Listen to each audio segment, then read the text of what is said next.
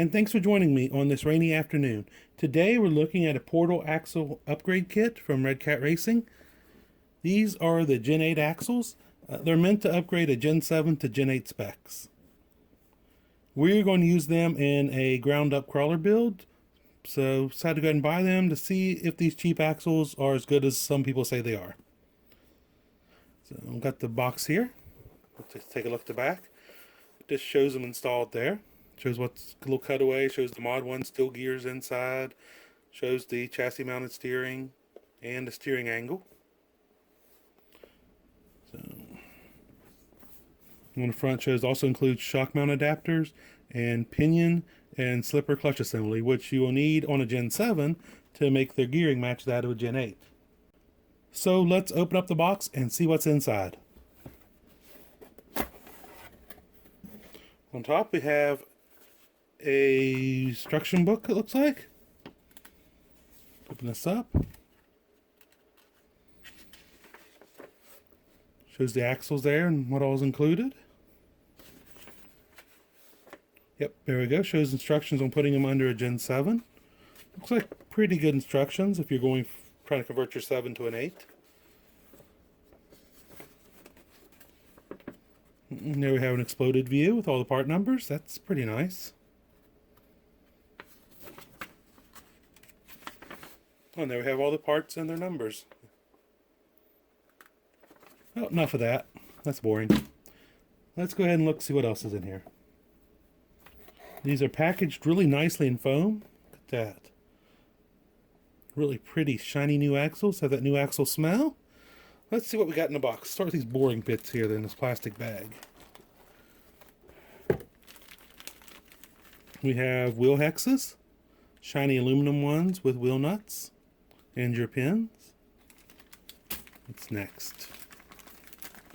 Here we have that slipper I was talking about earlier, as well as a pinion gear.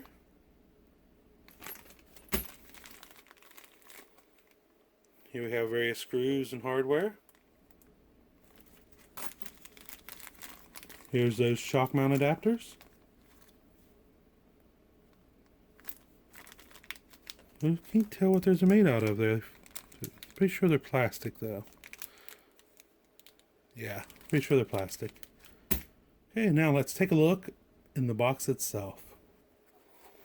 Start with the rear axle. Oops, it's stuck. There we go. It's a really pretty axle. Looks like it's very well put together. Now, something I will do before installing these in the truck is I've heard some Gen 8s are dry inside, that there's no lubrication. I myself will take these apart and make sure there's lubrication in the portals and in the center. We'll say though, she feels nice and smooth. So, but like I said, we'll pull her apart and make sure there is good lubrication in there. Take a look at the front axle. Here's the front axle, has the servo mount already attached to it. It goes up between your chassis plates. Looks good as well. I'll also be checking this one for lubrication.